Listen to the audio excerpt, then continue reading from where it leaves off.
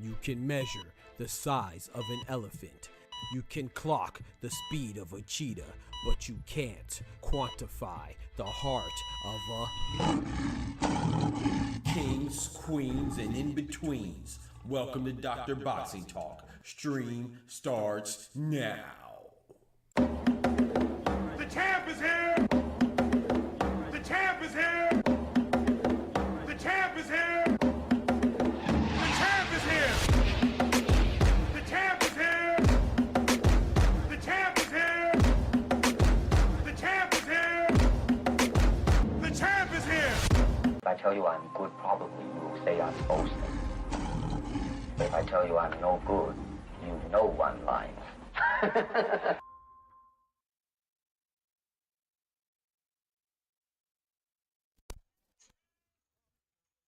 The champ is here. Hey, the champ is here. Let's get right. Let's get right. The champ is here. Appreciate y'all rocking, man. On this wonderful Sunday, man. We made it to another week, the start of another week, man and woman. Ain't it a beautiful thing? Ain't it a beautiful thing, man? Appreciate y'all coming through, man. We had a good time yesterday, though. Hey, I ain't gonna lie, you know, the fight, I ain't gonna hold you. I'm not saying the event was worth it. The fact it was behind a significant paywall and pay-per-view, the audacity of Frank Warren. But I will say this, though. The main event definitely delivered, man.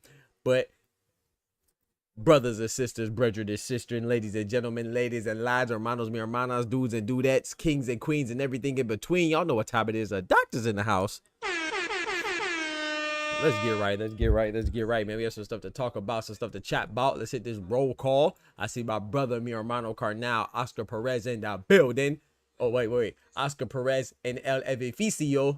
You know what I'm talking about? You know what I'm talking about? You see how the Spanish be popping? Yeah, feel me. Shout out to my brother Oscar in the building, man. He said, yes, Sirski, yeah, we in the building, man. He said, it took me longer to shower than the boxing community to football park. Oscar says it took me longer to shower than it took the boxing community to flip on Parker. I already had him on fraud watch, but dang, bro.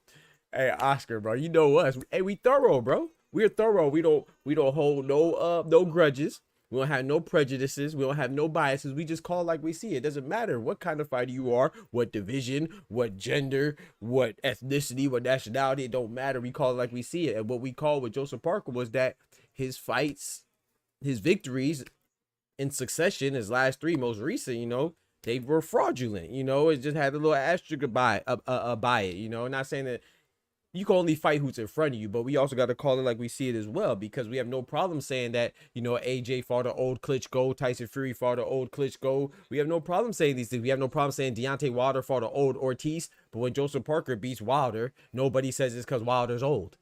Nobody, when Joseph Parker beats Zhang, nobody says it's because Zhang is old. He was arguably the same age or even older than the aforementioned fighters when they fought him. You see what I'm saying? Oh, we have no problem saying, oh, Shakur fought a electrician and Patty Donovan, but no one mentions it when Bacoli took the fight in less than 24 hours. Why don't we mention these things? Oh, but we gonna mention it over here. That's all it is. So you can get mad at the truth. You know what I'm saying? And like I said, what'd you say, Oscar? Fraud watch complete. Fraud check complete. Shout out, courtesy of Fabio Worthy. But before we get to it, let's go ahead and say our prayers, man. You know, we got to start off this Sunday on the right foot, you know, start off the week. You see what I'm saying? Shout out to my brother Boxer Talk up north, man. We got Big North in the building. Go check out my brother, my Canadian brethren. You know what I'm saying? Shout out to him, man. I appreciate that, man. Appreciate you coming through, man. Check him out, man. That's my dog right there, man. That's my brother. Dope streamer, but even more importantly, dope person, man. Go check him out. Dope content creator. But yeah, let's go ahead. Please join me and bow your heads. Let's go ahead and thank the Most High on this Sunday, the first day of the week. Let's start it off properly.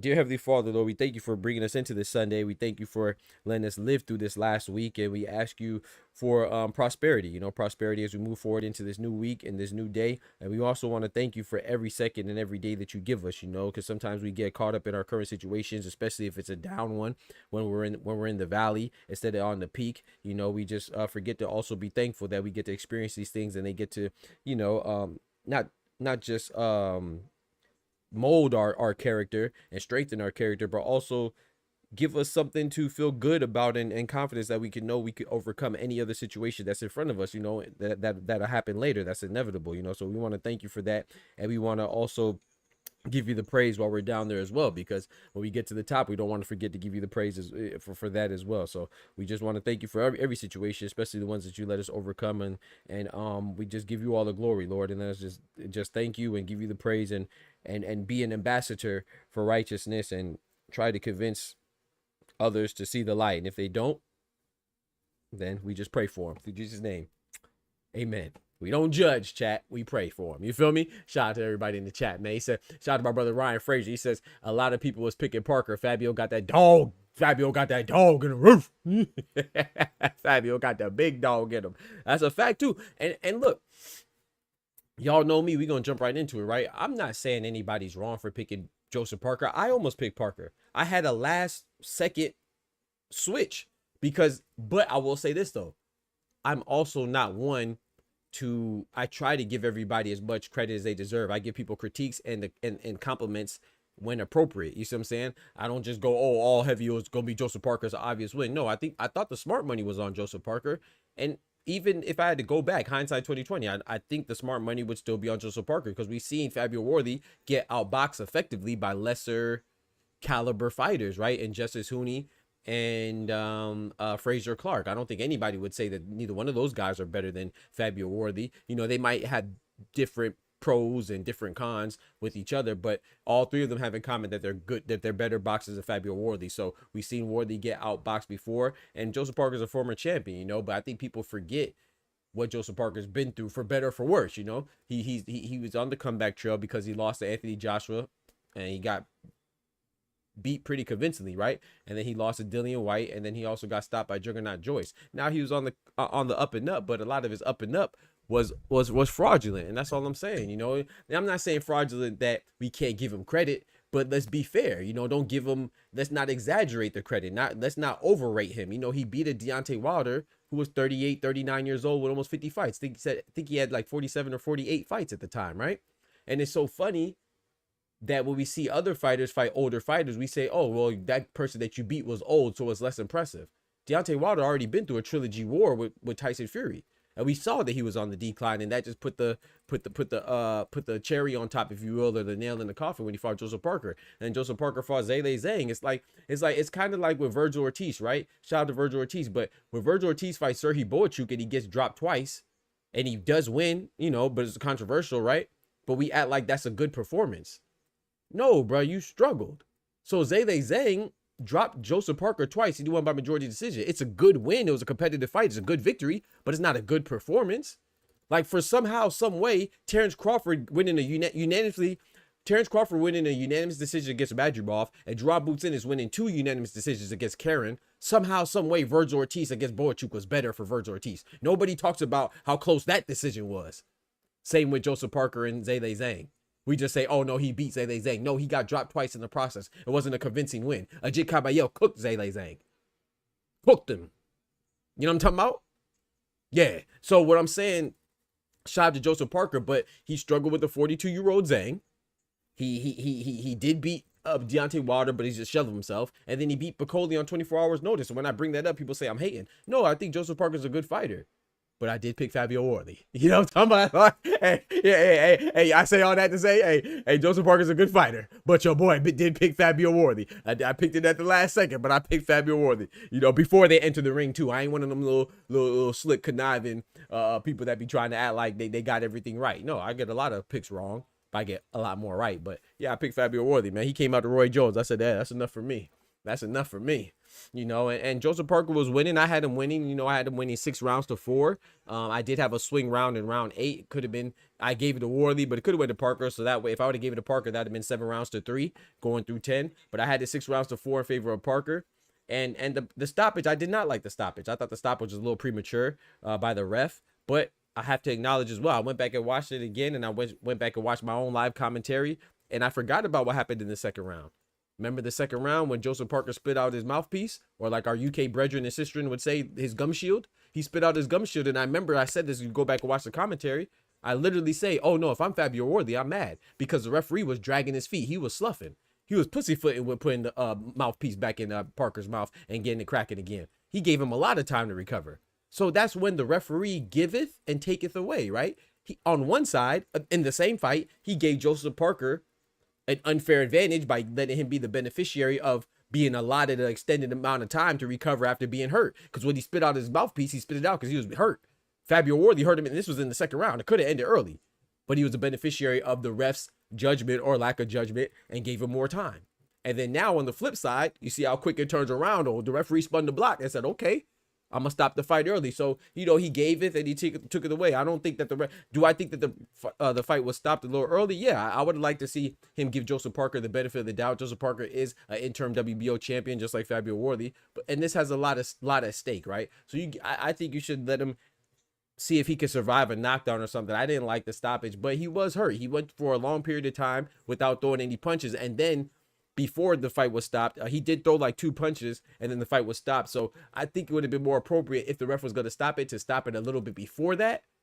But at that moment, you know, as contradictory as it might sound, but if you go back and watch it, there was a time period where he was just bouncing from rope to rope without throwing any punches. He could have stopped it then, but when he stopped it, Joseph Parker just threw like 2 punches, and he was still bobbing and weaving. So he was still cognizant of what was going on. He had his awareness, and he was conscious. So yeah, I didn't really like it right then, but I don't think it was a super bad stoppage. I just thought it wasn't a good look at the same time, you know.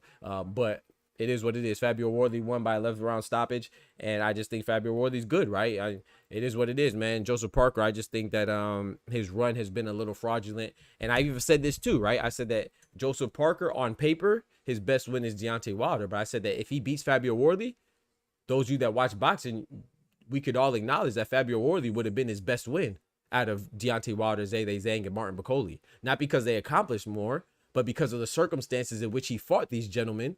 Fabio Worley was the most in his prime, the most in shape. He had the appropriate amount of time for preparation. You see what I'm saying? You can't say the same for the others.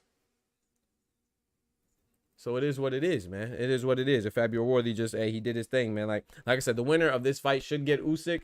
I don't think that either one of them will beat Usyk, but I did say that I'd rather see Usyk versus Worley than Usyk versus Parker, because I just don't think Parker has anything to offer Usyk. I think Usyk beats both of them, but at least with Worley, Worley has that equalizer, right? He can hit you with that big right hand, so that's always a chance for that. So I think that's what makes it a little bit more interesting than Usyk versus Parker, but I still have Usyk beating both of them. Shout out to my brother Irony in the building. We'll hit this roll call real quick. Shout out to Smoochie in the building. One time for the ladies. You feel me? So, yeah, man. So I just think shout out to my brother Irony. He says, Doc, I think you convinced me on Parker. Shout out to you. I appreciate the irony. Yeah, man. Like I said, I wasn't coming from a place of negativity. Like people think because like when if something, not just myself, you know, I'm not the only one, but so a lot of times people think when you're saying something that they don't want to hear that you're coming from a place of negativity. I'm not coming from a place of negativity. I'm just going off of what I see. You see what I'm saying? And I gotta be honest. No, I don't have any vendetta against Joseph Parker. I just wasn't convinced, you know, because of the people that he fought. However, I still think that Joseph Parker, shout out to my brother Ryan. He said people, and shout out to my brother Oscar. I mean, he said people flipped on Joseph Parker. I'm not flipping on Joseph Parker. You know, he's not talking about me. You know what I'm saying? But shame on those people because I still think Joseph Parker has a chance to bounce back. Shouldn't you? If you thought Joseph Parker was the real deal, then I don't think this is the end of the world. I see some people saying, oh, I feel bad for Joseph Parker because he was supposed to fight Daniel Dubois, and then Daniel Dubois was sick, and then he was supposed to get a shot at Usyk, but then Usyk, you know, he went another route. Man, I'm not trying to hear that, man. Shut up. If Joseph Parker is good, he could bounce back. Not only is he in the heavyweight division, which is exciting, right? He's on Queensberry. Queensberry literally has all the heavyweights besides Usyk and AJ.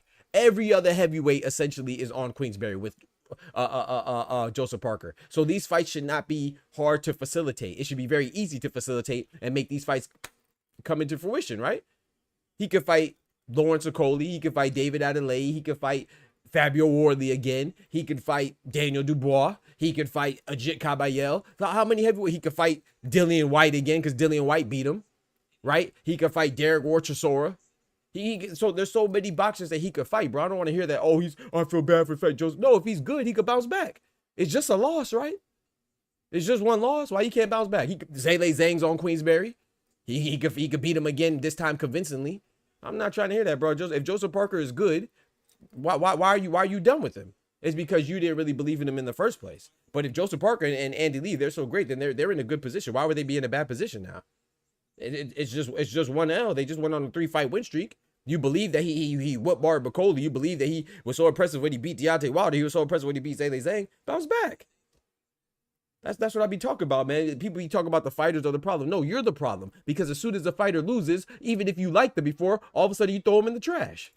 Know your fucking place, trash. If you believe that Joseph Parker, he got stopped in the 11th round, the second to the last round in a fight that he was winning. Why are you giving up on Joseph Parker?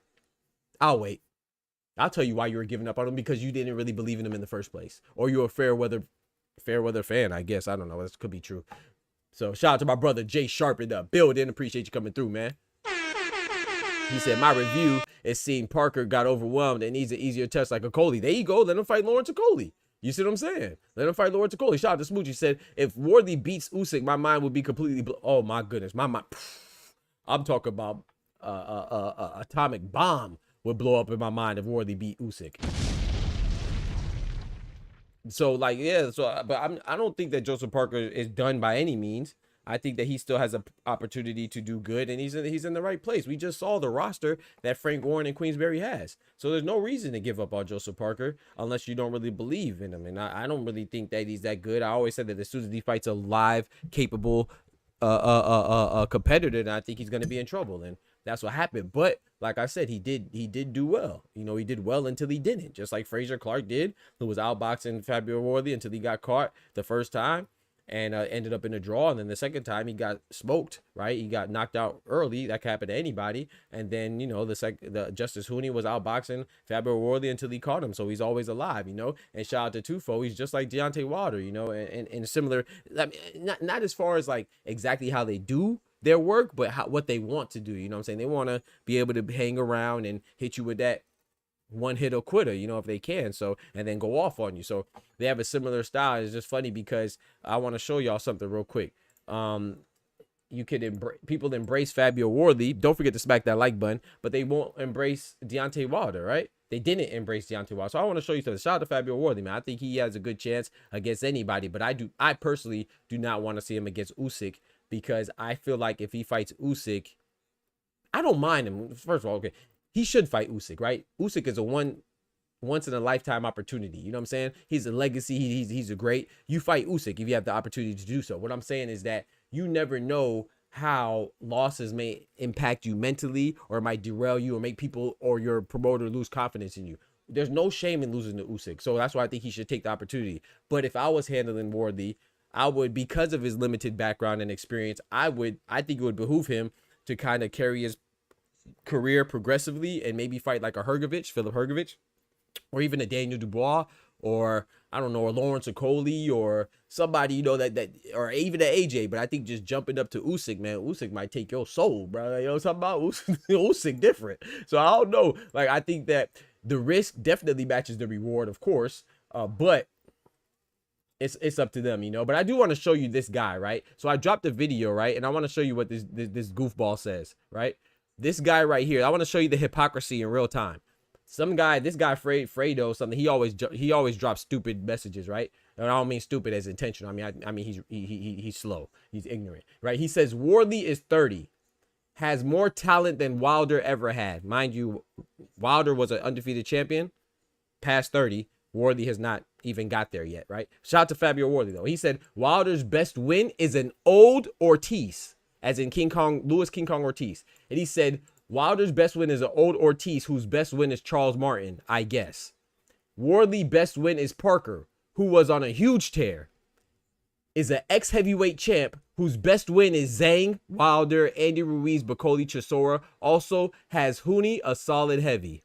So basically, he's telling me Wilder's not good, but Parker is good because he beat an old Wilder, and Wardley's good because he beat somebody that beat an old Wilder, while Wilder's not good because Wilder only beat an old Ortiz.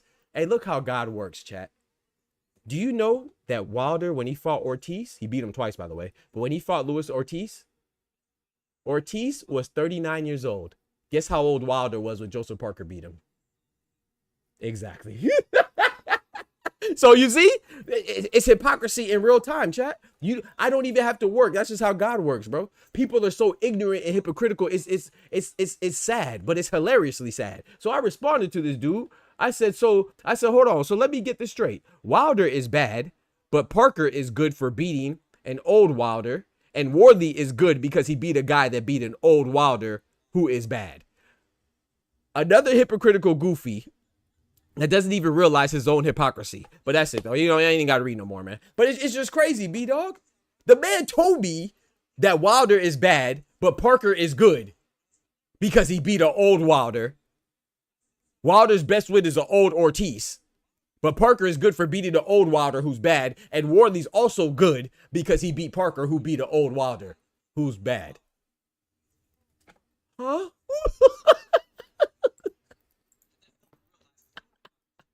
What? So I just want to be clear. And then he has the audacity to say that Parker beat Justice Huni and Parker beat Derek Chisora and Andy Ruiz, right? But he didn't give Wilder credit for beating Bermane Stavern. He was a champion. He doesn't give Wilder credit for beating Arthur Spilska. He's about on the caliber of Derek Chisora and a freaking Zhang, right? And a Justice Huni. He don't give them credit for that. And Louis King Kong Ortiz was old, even though Wilder was the same age with more fights. Wilder was the same age as Ortiz when he fought Joseph Parker, and he has more fights. So who's really older? You freaking bro, these people be slow, bro. Like, they can't hang with me, bro. I be trying to tell them, man. I don't know why they be trying. Shout out to my brother Oster in the building. Big member in the building. People are forgetting only American boxers lose all traction after they lose. That's a fact, Smoochie. That's a fact. I don't know why it is. Like, American fighters are the only ones that lose all traction when they lose, and they question and break them down the most. Like, bro, Wilder and Wardley are very similar in what they want to do. I'm not saying you have to like Wilder, but if you're going to rock with Wardley and you like Wardley and you're trying to tell me he's good, then I think it would only make sense that you also think Wilder, who's more accomplished than Wardley, is good too. How you praising Wardley for doing less than what Wilder has done, and then you critiquing Wilder and saying that he's trash? It doesn't make any sense, man. It doesn't make any sense. But with that being said, shout out to Wardley, man. I think Fabio Wardley's doing his thing. I like to see it, man. I like when the underdogs win. It's always good to see an upset that keeps boxing ticking to me. I think that it also keeps boxing, like, keeps you on the edge of your seat. You can't just take stuff for granted and think because somebody is better or they accomplish more that they're necessarily going to win. Shout out to Smoochie, but she's right. Wardley could go in there and knock Usyk's block off. You never know. You never know. That's why I always said too, I would have loved to see Wilder versus Usyk, because I'm not convinced that Usyk would beat Wilder. I think Usyk's a better fighter. Yeah, I would. The smart money would be on Usyk, but because stylistically speaking, the way that fight could go, Wilder could just hit you one time and hey, and if you don't die, you're scarred for life. You know what I'm saying? Shout out to who said that? Shout out to Gutter Gutter. You know what I'm saying? I hit you one time, and if you don't die, it's you're scarred for life. You could be scarred for life. You know what I'm saying? We squad for life. So hey, Worthy could go ahead and knock. He might be able to knock Usyk's head off. I don't think so, but it could happen. You know, that's why these guys like Wilder and Worthy, they're special. You see what I'm saying? Because while they might not have the boxing acumen that others have, they may not have the experience or the fundamentals or the technical soundness, but they do have something that can carry them and that they depend on to get them to victory. You know what I'm saying? And so it works out for Worthy. It's worked out for Wilder for a long time. We'll see how far it can take him, bro. You know, but yeah, I do think the referee stoppage was a little bit premature. But at the same time, I have to say Parker, you know, I wish he would have had the wherewithal, you know, to take a knee. I would have liked to see what would happen, but I don't think that he lost because of the ref. Nah, I mean, the ref definitely didn't help him, but it is what it is. He benefited off the ref's judgment earlier on in the fight, and then it was a detriment to him later on in the fight. It is what it is, man. That's how it happens. You know, give and take, baby. Shout out to my brother Oster. He said, yo, stop cursing, oh. What you talking about, Oster? I ain't cursing, bro. He said, hey, Oster said, if it walk like a duck, quack like a duck, what will you call it then when you see it? A duck. What's up, good brother? Hey, shout out to you, man. Yeah, but I still like Joseph Parker. I still think he's good, but you know what I'm saying? I told y'all, not that I told you specifically or anybody in the chat. I'm just saying, I told y'all, man, I've been saying that it's a little bit shaky, bro. You got to look at what he's done. It's been a little shaky, man. He's supposed to beat Worthy, you know? And another thing, I seen somebody say that, oh, they feel bad for Worthy because, and it does suck. I mean, they feel bad for Parker. Like I said, it does suck that he didn't get his shot at Usyk, but Usyk was doing everything, bro. It's so funny that the same people would get mad that they'll say, oh yeah, Parker, I feel bad for Parker. He didn't get his title shot at Usyk immediately. You know who also didn't get their title shot? At a guy that they were supposed to be in line to fight for years? MJ Akhmadaliev. And you got mad when people said that MJ Akhmadaliev deserves a title shot. For the same reasons that you're saying that you feel bad for Joseph Parker because he deserves a title shot. Bro, I cannot make this hypocrisy up, bro. I cannot make this hypocrisy up, bro. It's disgusting, bro. When you like a fighter, you will make any type of avenue or any type of opening for them in their favor. But when you don't like a fighter, then you don't care. Parker was waiting for his shot at Usyk because he was a WBO interim champ. Yes. He was in line. Yes. He wasn't waiting for half the amount of time as MJ Akhmadaliev when he was waiting for the WBA to get his shot at Naoya Inoue. But you got mad at people when they said that, though. But you're adamant about feeling bad for Joseph Parker. Get your bitch ass up. You know what I'm saying? You got to think a little bit, man. That's what I'm talking about. Get your feelings out of it, man. You got too much emotions for men you don't know, especially when you are a man yourself. It's very unbecoming. You know what I'm saying? But shout out to Joseph Parker. He definitely deserved a title shot, but I don't feel bad because, you know, hey, man, you just got to fight, bro.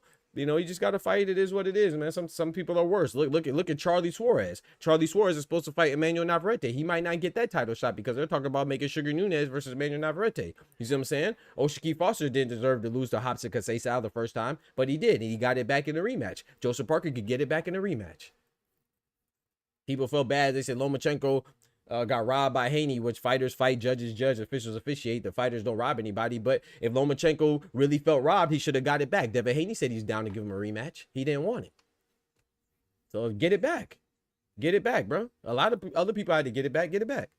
Get it back, bro. You know what I'm saying? Lucas Body just won a title eliminator for the WBA belt that Gervonta Tank Davis got. Gervonta Tank Davis is fighting Jake Paul. Where's the sympathy for Lucas Body? I'm just curious. Where's the sympathy at, man? Where the sympathy at, man? Since you feeling so bad for people. Some goofy behind up, man. You don't really feel bad. You just want clicks and engagement. You just want clicks and engagement, man. We ain't trying to hear that. But anyway, let's move on, man. So that was number one who got fraud checked. You know, fraud alerts are ringing, man. Joseph Parker looking fraudulent, man, and we called that one. You feel me? Now moving on to somebody else whose alarms are ablaze with the fraud. And that is Floyd Kid Austin Schofield, man. Floyd Kid Austin Schofield is out here looking like a duck.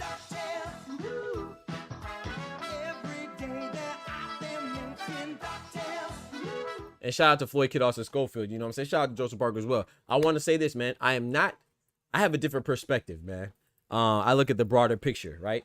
But I want to catch everybody else up first. And I want to say clearly before I talk about this, I'm not defending or attacking anybody. I'm just going to give you the facts, right? As I see them and as they're presented, right? Floyd Kid Austin Schofield was supposed to fight Jojo Diaz. And a lot of people did not like the fight. They said it was trash. They said that Floyd Kid Austin Schofield, Smooch said, they said Floyd Kid Austin Schofield is wasting his time fighting Jojo Diaz. He's fighting the easy fight with Jojo Diaz. Jojo Diaz just lost to Regis Prograis, so I don't even know why Kid Austin is fighting Jojo Diaz. This is what everybody said, right? And now Kid Austin just hurt himself and he's injured. And those same people that were trashing the Jojo fight because it was an easy fight for Floyd Kid Austin Schofield, they're now saying that Floyd Kid Austin Schofield is ducking Jojo Diaz because he's hurt. So you're telling me Floyd Schofield is ducking an easy fight? You dumbass. How does that make sense? How does that make sense? B-Dog, please help me out. How does that make sense? Like, bro, you got to make up your mind. The same people that said that this fight was bad, they were trashing the fight, saying that Jojo Diaz ain't got a chance against Floyd Kid Austin Schofield. This is a cherry pick. And now Schofield is injured, and he's ducking Jojo Diaz. People just be bumping their gums. Like, I swear, like, I don't swear. But I'm telling you, bro, people are crazy, dog. The hypocrisy is wild, bro. These be bro, I could literally, if I was on that type of time, I could literally point out to you the same people that call this fight trash and the same people that are now saying that Schofield's ducking. However, this is why I gave that disclaimer earlier on before we got to this subject, right? I'm not defending Schofield either because this is karma. This is karma because you're moving fraudulently too. When you're supposed to fight Shakur Stevenson, doing all that woofing and rah-rah stuff, and then you actually had the fight, and then you want to act like you were injured or act like you were sick. Now people aren't going to believe you. It's like the story of the boy who cried wolf. So he brought this all on himself. But what I'm saying is that doesn't change your own personal accountability. I'm not saying that people are wrong for assuming that he's ducking because he did some ho shit. You know what I'm saying? He did some that behavior that he pulled in Riyadh season, act like he was all tied up to a gosh, that he was all hooked up to an IV and all that stuff with looking fake sick. He need an Oscar. You know what I'm saying? That was weak. So I'm not defending him because if anybody questions his integrity, it should be questioned. You know what I'm saying? Mostly his father, senior. But I'm just saying the hypocrisy from the people that are calling this fight trash and say it's an easy cherry pick, but now he's injured. You're also saying that he's ducking him. Why would he duck an easy fight? Doesn't make sense. So, yeah, and that's just karma. It's karma, bro.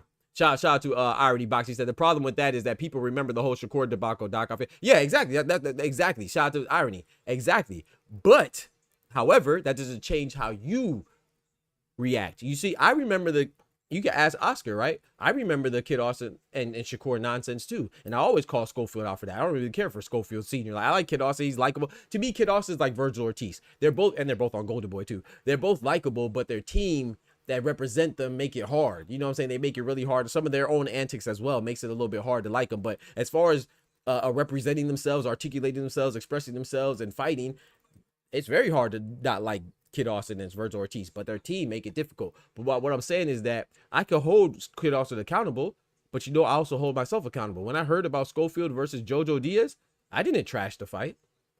I didn't say it was bad. I said, man, this is it's not the fight that I was expecting. I wasn't anticipating it. I wasn't asking for it, but I am intrigued because Jojo Diaz did look decent against Regis Prograis. And we got to remember that Schofield is 22 years old.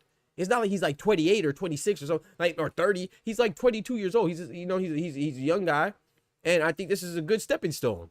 When Bam Rodriguez fought old El Gallo, no one had a problem.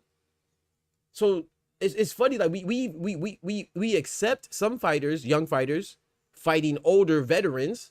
Sometimes we even encourage the younger fighters to fight the older veterans. But then some fighters that are young too, when they fight older veterans, we trash it. I don't understand. So I'm not saying that I expect Jojo Diaz to win, but I don't see the problem with Kid Austin, who's he's not a belt holder. You see, it'll be different if he was holding a belt, but he's a contender himself. What's wrong with him fighting Jojo Diaz? So I said, I'm actually looking forward to that fight.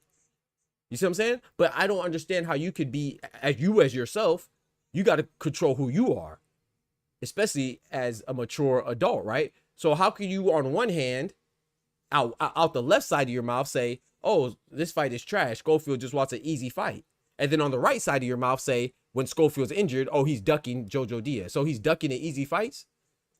He's ducking an easy fight now? Does that make sense? It just means that you just have stuff, you just want to say something. You just want to say something. What's that sound like to you, chat?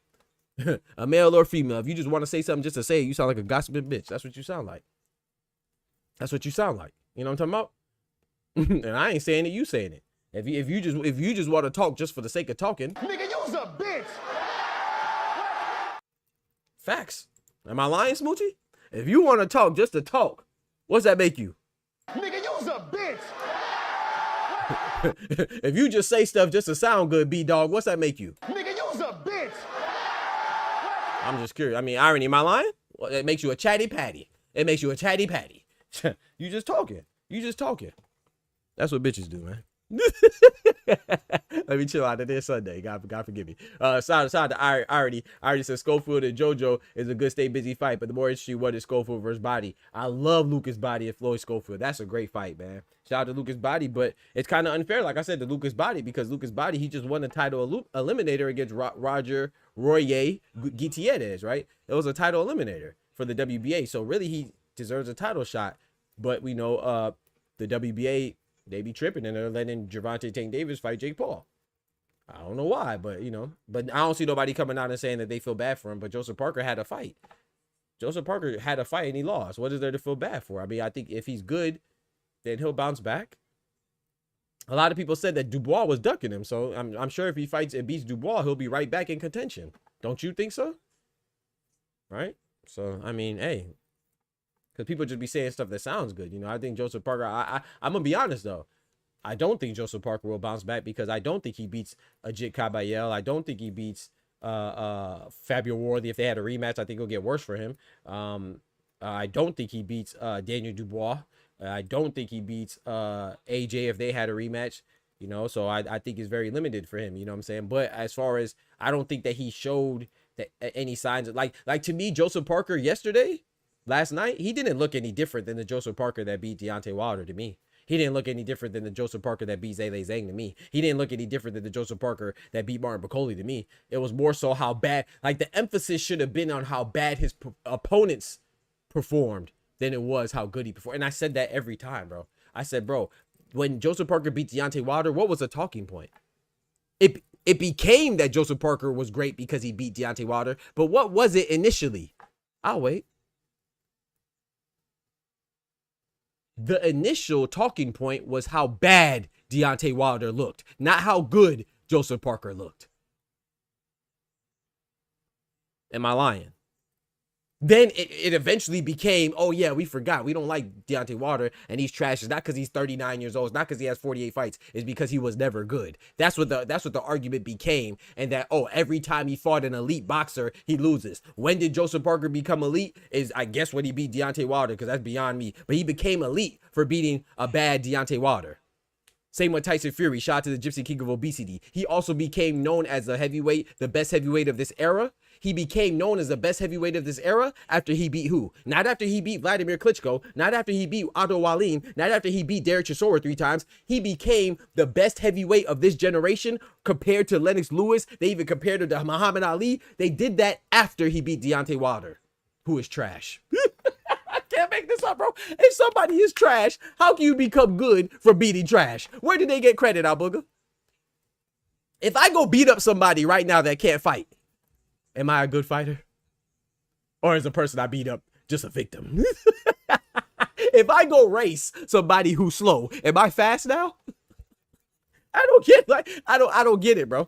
If somebody's so bad, how can you make so many people good? Deontay Wilder made Tyson Fury the best heavyweight of this generation after he lost to him. And then he made Joseph Parker be considered elite after he lost to him. But he's bad simultaneously. It doesn't make sense, bro. You coming from a place of hate, not a place of logic. I can't relate to that. You feel me? Shout out to my brother Al Booger in the building. I can't relate to that. I can't relate to that. And shout out to Tyson Fury. Tyson Fury is one of the best, in my personal opinion. I think he's one of the best heavyweights of this generation. Obviously, Usyk is the best because Usyk beat him. But before Usyk, Tyson Fury was that guy. You see what I'm saying? Absolutely. Tyson Fury was that guy. And rightfully so, because he beat Deontay Wilder. But just because Deontay Wilder lost, I didn't think he was trash. It's just like Terrence Crawford and Canelo. Terrence Crawford and Canelo, all that proved to me was that Terrence Crawford is better. That's it. Cinnamon is still a great fighter. But that's the problem with people. If somebody loses, somebody has to be trash, or somebody. There's no middle ground. It doesn't matter how great two people are, bro. If one person loses, they're trash. It's crazy, bro. Tyson Fury, when he beat Deontay Wilder, he just proved that he's better. That's it. That's it, bro.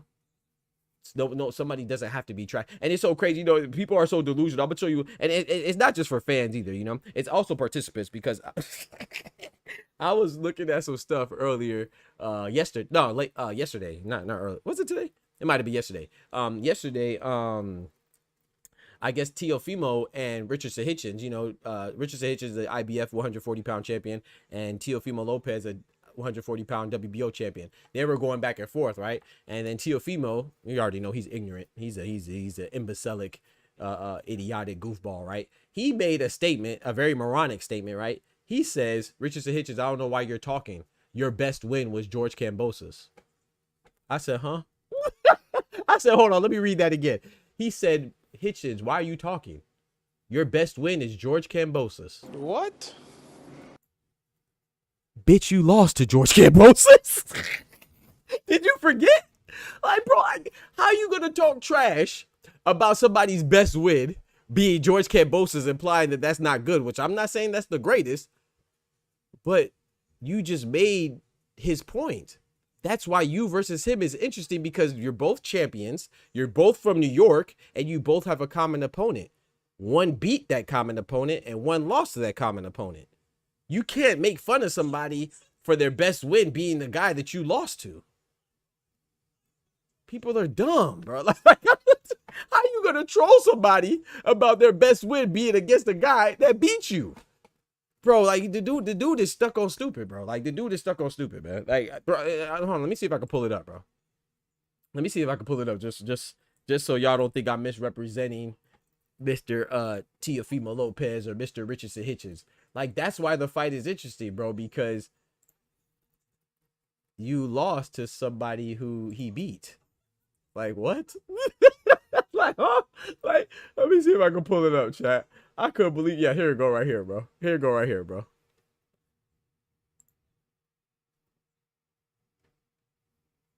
He said, might look light, but we heavy, though. Richardson Hitchens. He said, yeah, heavy, like 170 plus pounds heavy, whatever. He said, go back to work, bum. Richardson says, I bet you, such and such, whatever. And then Teofimo Lopez says, your best win was against GK. Teo, you lost to GK. Teo, you lost. You lost to Kambosos, brother. Like, bro, like you lost. You lost to George Kambosos, though. Like, you can't make this up. You dumbass. Like, you can't make this up, bro. I can't make this up, bro. Hey, I can't make this up, bro. I can't make this up, bro. Now, obviously, Teofimo has a better resume. Even with that loss, I think Teofimo has a better career, right? No doubt. He beat Josh Taylor, great win. Beat Lomachenko, great win. You know what I'm saying? And some other people in between, too. He skated by Jermaine Ortiz, still got him. You know what I'm saying? Those good wins. Richardson Hitchens, I agree. His best win might be George Kambosos, maybe Gustavo Lemos. I don't know. But the fact is, I don't think he's wrong. But you got to have some self-awareness, bro. Like, you can't make fun of somebody for beating a guy that you're trying to downgrade or, you know what I'm saying, or be condescending towards, and you lost to that same guy. Like, it's crazy. Shout out to somebody asked me something. Shout out to my brother Oscar Perez dropping that bread, that cheese, that butter. My bad, wrong thing. I'm tripping tonight. These biscuits.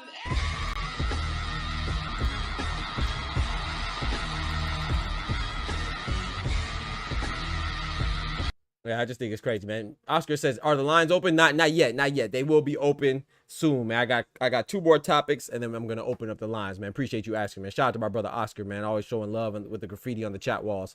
You know what I'm saying? Shout out to B Dog. He says, "You know how Max Kellerman used to always say Tom Brady would eventually fall off a cliff because of his age? That's what happened to Wilder." Exactly. Shout out to B Dog. Right. Exactly. And and like I said, if he wants to fight, hey, these are good resume builders. But that goes, shout out to B. I'm so glad I didn't miss that message, right? Because that goes back to Floyd Kid Schofield. It's not Joseph Parker's fault that Deontay Wilder wants to keep fighting, or whoever else that beats Deontay Wilder at this point of his career. Zayla Zhang too made Wilder do the Booker T spin and Rooney, whatever. But it's not Schofield's fault that Jojo Diaz wants to keep fighting. And that's a good resume builder. Just like Juan Francisco Estrada, aka El Gallo, the Rooster, was a good resume builder for Bam Rodriguez. Just like Carlos Cuadras was a good resume builder for Bam Rodriguez. Just like people wanted to fight Chocolatito Gonzalez, Roman Chocolatito Gonzalez. Why? Because that would have been a good resume builder because of his name. Why can't Schofield do the same thing? I don't get why we pick and choose. Yeah, Deontay Wilder is no longer, like they say, he's gonna drop off a cliff. You know, that's how it goes, man. You're just gonna suddenly age, and I think that's what happens a lot. And you know, so I'm not knocking Joseph Parker for it, but I'm not gonna act like it's some terrific, spectacular victory like Tyson Fury's victory over Wilder was. It's just not true. Don't forget to smack that like button. Shout out to Seth for Prey. He said, "I see MVP scooping up a bunch of fighters whose career ain't going nowhere." Career ain't going anywhere, or very slowly like Jermaine Ortiz and pimped him up. Yeah, it seems like that. Shout out to Irony. He says Max Kellerman should be prohibited by law to say Tom Brady day ever again. Yeah, Tom Brady's a beast, man. One of the best ever. You feel me? B-Dog said he tried so hard to forget that loss. Like yeah, exactly. He tried so hard to forget it, to forget that loss that he succeeded. It's crazy. That's crazy. Yeah, man. It's crazy, bro. B-Dog said not only did he beat Kambosos, but he stopped him, unlike Tio. Exactly. Yep. And you know what's crazy about that, B-Dog? Didn't we show love to Lomachenko when he beat Kambosos?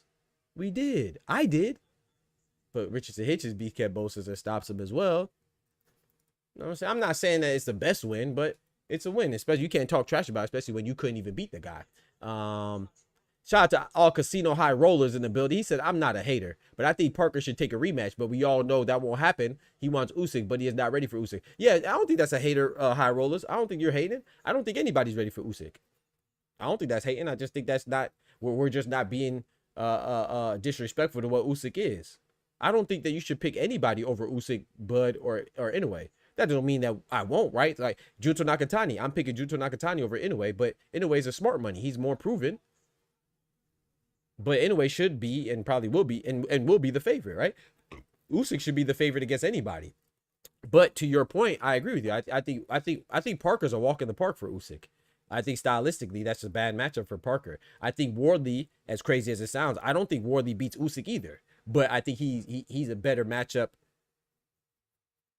a more interesting, intriguing matchup against Usyk than Parker was. You know, and I think the best matchup for Usyk is Ajit Kabayel. But I think Ajit Kabayel loses to Usyk too. I think Usyk's that dude. So, but you know, he did deserve the fight, but I don't want to over exaggerate and make it seem like, oh yeah, it was some injustice that Usyk didn't fight Parker. Chill out, bro. Parker beat Bacoli in 24 hours notice. Parker beat Zhang Zhang, who was 42 years old and got dropped twice in the process. Parker beat Deontay Wilder coming off a trilogy war and the downside of his career, like my brother B-Dog said, after he fell off the cliff. That's the version of Wilder he beat. Let's not act like he was just smoking everybody and Usyk was ducking him. Get the freak out of here, bro. We're not gonna misrepresent the truth. You see what I'm saying? We're not gonna practice revisionist history. Joseph Parker was on a nice streak, but the streak looked a little suspicious. It looked a little fraudulent, which is what I've been saying, and I'm gonna keep saying it. And shout out to Fabio Wardley, he proved me correct. Because if he was on that impressive of a streak to where Usyk was avoiding him, he should have smoked Fabio Wardley. In his words, he should have smashed him. He said he was gonna smash him. Right? I mean, they said Triple D, Daniel Dubois was ducking Joseph Parker. Get the freak out of here. Get the heck out of here. Get the heck out of here. Shout out to Smooth said Teofimo's brain must be studied. I would love to see what's going on in there. Hey, shout out to you. I'm not trying to get infected with nothing. I'm not trying to get infected with nothing that'll make me dumber than I already am. You know what I'm talking about? No, ma'am. You on your own with that one. But yeah, man. So shout out to shout out to them. But yeah, but Teofimo, I just thought it was funny, man. I think Teofimo forgot that he lost to George Kambosos. And I would love to see Richard Sages versus Teofimo. I don't know. How do y'all feel? Y'all think Teofimo versus Shakur is gonna happen? I personally don't. I don't think that's gonna happen, man. But I'm hopeful. I'm gonna be honest, selfishly though, because you know I like unifications, man. I would rather see Richardson Hitchens and Teofimo. I think if you want to see Teofimo lose, then I think Shakur is better for the job than Richard Hitchens. Because I think Richard Hitchens and Teofimo is a closer fight than Shakur and Teo. First of all, I don't like Teo, but I wouldn't count him out either. I think Teofimo could beat Shakur. And the more I think about that fight, I'm like, man, Teofimo has a good chance. But I lean towards Shakur. And then Teofimo and Richard Hitchens, I think that's a 50-50 fight for real. But I would lean towards Hitchens because he seems very confident, right? But that's a good fight because not only is a unification with the WBO and IBF at 140, but it's also a domestic battle, not just from the country of the United States, but also specifically from the state. They're both from New York, so I think that's a big fight, and they have a common opponent in George Kambosos and stuff like that. So I think that'd be a good fight and a big fight. So I'd rather that fight, but I don't see that happening either, man. I'm not convinced that Teofimo really wants to fight anybody of any true consequence, but we'll see. But speaking of unifications that I like, shout out to my brother Irony, man, and shout out to my Boricua brethren and sister, right? We have some noise. We got some news and some noise down there at the straw weight, the minimum weight. You know what I'm saying? Well, Oscar Collazo, Oscar Collazo, I consider him the best. He is the WBA, WBO, and Ring Magazine champion of the minimum weight divisions, the smaller weights, right? But we have some news, not specifically from his camp, but towards his camp. Pedro Tartaran, who's a WBC champion, he's an IBF champion. He just had a victory last night, and I couldn't find it. That's why I didn't go live. But he had a victory last night, and he called out Oscar Collazo, man. He said, "Hey, man, I want that unification. I want that smoke." Pedro Tartaran, the Filipino fighter, right? He just had a fight. He just defended his IBF belt successfully, and I think that'd be a great fight. I mean, I think Oscar Collazo, like I said, I think he's the best. I think he's you could argue for him to be on pound for pound list.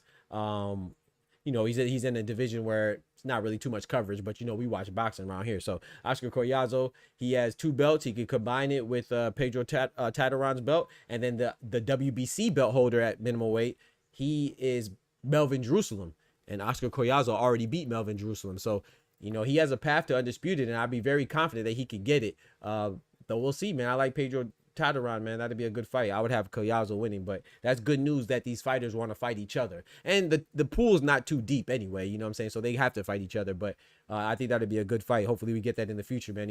Another unification for Collazo, and then we could see if he could possibly secure undisputed, man. And if not, shout out to the Filipino fighters, because Pedro Tartaran, he's Filipino. Even if he doesn't get Oscar Collazo, he said he's also open to fighting Melvin Jerusalem. Melvin Jerusalem, the WBC belt holder, he fights Wednesday. So if he beats his opponent, we could get an all-Filipino showdown. That's a unification between the IBF belt holder, Pedro Tartaran, and the WBC belt holder, Melvin Jerusalem. So we'll see how that goes. So either way, we got some good action down there at 105. You know what I'm talking about?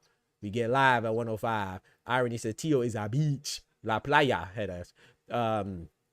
But yeah, man, that'd be fire, Irony. I would love to see that. Smoochie said, Collazo last fight was so good. It was my first time. Oh, yeah, he's good. I like him. You know what I'm saying? I like him. Now I will open up the calls. I'm watching this basketball game as well, man. I love when basketball's on, man. So I'm watching that while I'm talking to y'all. We're talking this real rap about this boxing. But yeah, we can. I will open up the phone lines, so please call in. I am gonna put on the timer.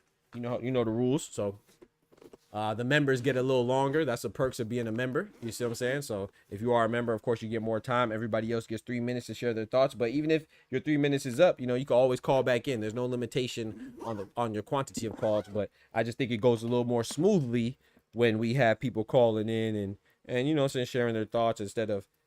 I think it mitigates and minimizes the amount of arguments. Granted, we don't have arguments. That's why I love our discussions. We have real discussions because we adults. But I think it just helps the channel flow in a better way. You know what I'm saying? I appreciate that. Oh, you already know, man. Yeah, I think Collazo, bro, you already know. I had Collazo on my pound for pound list. But it's easy to not have him on there, right? Because they are smaller weights. I don't think you have to have him on there, but I do think that we should acknowledge, guys that are unified and Ring Magazine champs and stuff like that. And he is effectively all of that. He's just like Boots Ennis when Boots was at 147 as far as having 2 belts and being the Ring Magazine champ. So but I'm not mad at anybody not having him on there because, like I said, the talent pool is smaller. Like he fought Melvin Jerusalem, who's a champion. That's a good thing because he'll be favored to win. But it's also kind of like, hold on, that just shows you how small the talent pool is because a lot of them fight each other.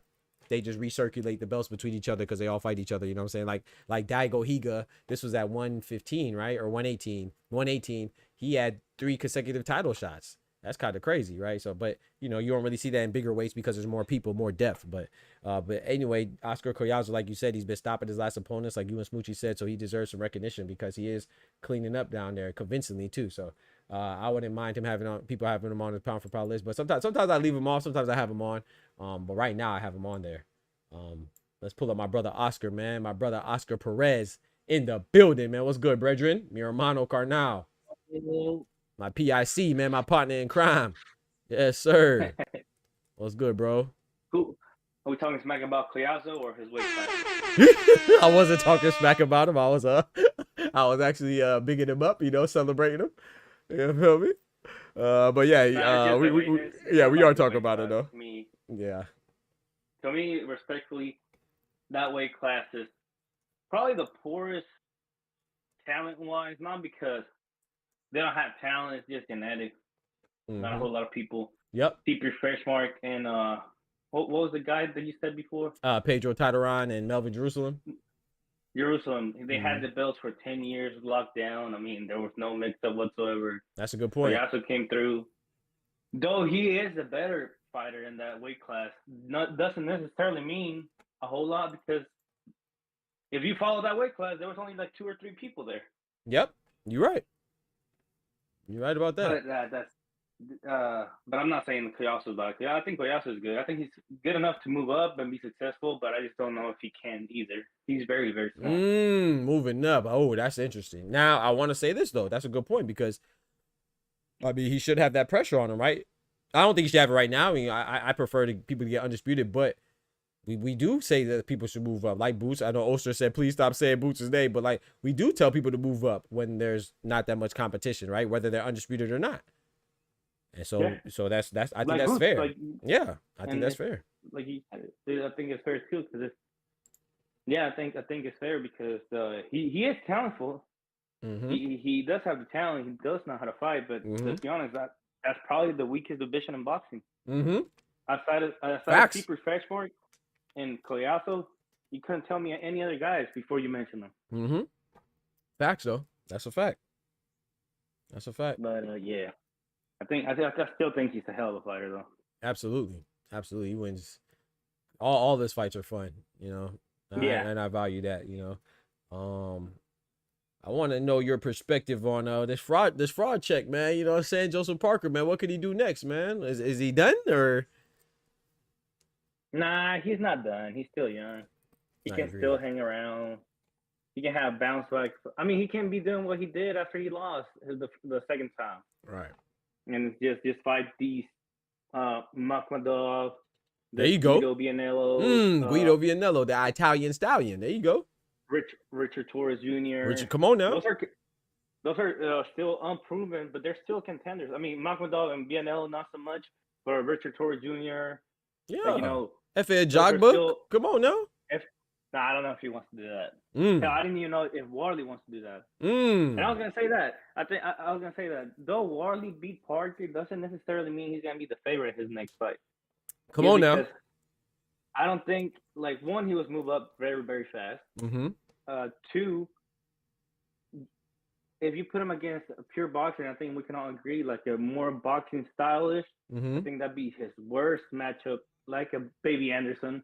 I think Baby Anderson beats Warley, first of all. Ooh. A Jogba, a G Caballero. I think those guys are nightmare for him. Just because he punches wild, he misses a lot.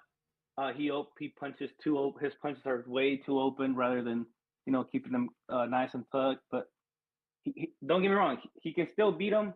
I just have them guys over him. And it's just because he beat Parker, who that's the one of the guys that we've been saying, he's on fraud watch. He's not as good as people think. Yep. Or not as they think. He's not as good as what people say.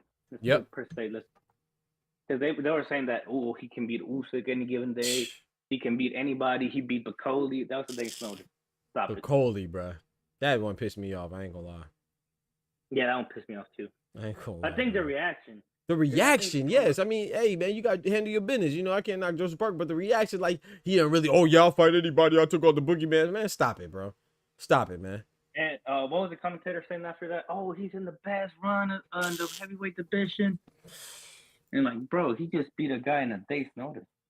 He pulled up to the ring. And he had skinny jeans. Stop it. Skinny jeans, bro. Belly hanging over, bro. What they call it? The fupa. He had the whole fupa out there, man. What you doing, man? Come on, he had bro. To wear Triple D's gloves. Stop it. He didn't even have his own gloves, man. Shout out to Oscar. I forgot that. He wore somebody else's gloves. That's how ill-prepared he was. He didn't even have his own gloves. Chat. You know how crazy that is? Go look at the fight. Bacoli and Joseph Parker. His gloves had triple D on there. Them are not Bacoli's initials. Shout out to my brother Kendrick in the building. But now, I think he can bounce back. Definitely Queensberry. I mean, Queensberry is the heavyweight division right now. Yep. Like it or hate it. Yep. Like it or hate it, that's the heavyweight division. Aside from Usyk, who we can all agree he's on the way out. And AJ. Everybody else on Queensberry. And AJ, but I didn't really want to say AJ or Fury just because they're kind of on the way out. True. I got you. But like the new generation, I mean, that's Queensberry. They got Caballero, Yep. Triple D, Yep. Atama, Yep. Wardley, Yep. all them guys. And I think Parker can be sent out at top rank for Richard Torres Jr. And I think that'd be an interesting fight. I don't want to say per se that Joseph Parker is gonna win, just because Richard Torres can make the fight messy for him. But he can still fight out Richard Torres Jr., Bianello, Makhmudov, some of them lesser caliber opponents. And he can bounce back. He's still young enough to do it. Absolutely. I mean, 33 years old. He doesn't have that many fights. And shout out to Unity. He said Parker needs to fight Bacoli for real next. Bacoli go pack him up. I agree. But yeah, I definitely don't think he should be thrown away. Like, if you believed in Joseph Parker, I don't think there's any reason not to believe in him still with that loss. You know what I'm saying? I just think that maybe it kind of should open your eyes a little bit. But like Oscar said, man, there's so many. He could fight Lawrence Okoli. He could fight Philip Hergovich. He could fight. There's so many fighters that he could fight to bounce back. Like, so if you believed in him, why wouldn't you? Why wouldn't you still believe? And the heavyweight division is said is the best it's been since 2006, 7, somewhere around there. Yeah, it's great. I love it, bro. It's great. It's the best it's ever been, honestly. Yeah, and people might say like, oh well, there's not. You know what I'm saying? It's not like a big, high profile guy if you want to look at it like, because like you said, around the time that you just mentioned, there was the big guy Wilder, big guy AJ, big guy Fury, but these guys are actually mixing it up. You know what I'm saying? So I love it, man. I'm with you, bro. I love it, man. And Richard Torres Jr. is very interesting. Parker better not fight him. I'll say this: if Parker loses to him, it's over with. Oh yeah, it's over with. If he loses It's over with. it's over with. Yeah, it's over. You mess around losing. I like Richard Torres. I'm not gonna lie, bro. Maybe I'm a victim of what's it called, prisoner of the moment. But I was impressed with Guido Vianello win. I'm not saying Guido Vianello is the best, but we just seen him Guido bounce back against who did he just fight? Alexis Barriere from Canada. Not saying that's a great win, but that's an undefeated guy he just beat. And then Guido Vianello also beat Arslanbek Makhmudov, who just bounced back against Dave Allen. Yeah, he lost to Richard Torres, but you argue that Vianello beat Efe Ajagba. So that's a good win to me, man. I was impressed by the Torres win. So I think that's a dangerous fight, bro. I don't think anybody. I'm not gonna lie. I don't think Joseph Parker. I think that risk doesn't match the reward. You better stay away from Richard. Don't fight him. Not saying he can't win, but you better win if you fight him. Yeah. You better win. Or Lawrence Okoli, or Vianello. Yeah. Like, There's some guys you have to beat them. Yeah, you can't lose to them. If you lose to them, it's over with. So you could lose to a Fabio talking about Woody, something else, but Kid Austin. Oh yeah, Joe just over here stealing passports, putting nails on tires, and yeah, man. That's what I said. Hey, I'm not defending Schofield at all, man. Kid Austin, he's the duck, and he deserves his karma, man. He's fraudulent too, but I just don't understand the people that are saying that he's ducking JoJo because he's scared. But you just told me you didn't even like the fight because it was a cherry pick. I just don't get it, But yeah, he deserves all the negative energy that he gets. He brought this. What happens when you bull jive? You know what I'm saying? You want to be you want to duck somebody, you want to call somebody out, call them out, and then duck them. Nah, bro, this is gonna be on your reputation now. That's why you got to be careful what you do. To be fair, it's probably the same people that said that Lamont Roach and Tank is a terrible fight, but then get mad at the result. Yep. Same type of people, bro. Yeah. But, yes, sir. Yeah. And Tio over here forgetting he got Alzheimer's. Bro, Tio had me rolling, bro. Tio Febo said, your best win is George Kambosos. Bitch, you lost to George Kambosos. Yeah. Yo, Tio, crazy. I don't like Tio, but sometimes he's funny, man. Like stupidity can't be funny, man. But like, it's like, damn, it's like his best win. Like he calls his Devin Haney trash, but his best win is Lomachenko, Mm-hmm. and he lost to Devin Haney. So it's like, gosh, dang, dude, this Mm-hmm. Yeah, yeah. the contradiction is crazy. It's crazy, bro. Yeah, it's crazy, bro. But like you said, I don't think that's Richardson, Hitchens, and Tio's gonna happen. I don't think. Man. I don't even think Shakur and Tio happens. I just think Tio is gonna fight mid-level guys, honestly. Yeah. The thing about that is though, don't forget too, and I have to remind myself of this as well. Tio could be in the hard, stuck between the rock and the hard place. Because remember, and I don't agree with this, but Keyshawn was elevated to #1 contender at WBO. Yeah. So if he doesn't fight Shakur or Hitchens for a unification, because you know unification could get you out of your mandatory and stuff like that. If he doesn't do that, he may. It depends on what President. Who's that? Gustavo Oliveri, President Gustavo Oliveri, WBO. Depends on what they do. He might have to fight Keyshawn. And I'm gonna be honest too, and I don't think that's I think Keyshawn's a better fighter. I think he would win that fight, but I don't think he'll win that fight under these circumstances. I think it makes it look, because remember he hasn't fought, and this will be his first fight at 140. So I don't know, man. I don't know. I have to think about this fight. So I think that's a good for now. If they're both on their stuff, and you know, back, you know, doing on their stuff, and they're both like, you know, on their path to. If Keyshawn was on the path that he was on before, and Teofimo was still fighting how he was, then I'll go with Keyshawn. But right now, oh, that matters, man. I don't know. I might lean towards Teofimo right now. Yeah, I think so too. I think the smart money is on Tio, but I wouldn't count Keyshawn out. That's how I look at it. Right.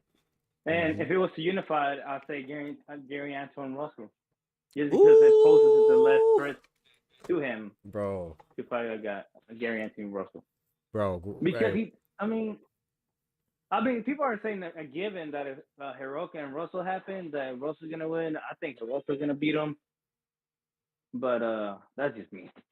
I think Russell's gonna win, but I don't think that's an easy fight, man. I could be wrong too, you know, but I think that's a tough fight, bro. Like, I wouldn't be surprised if Hiroka wins.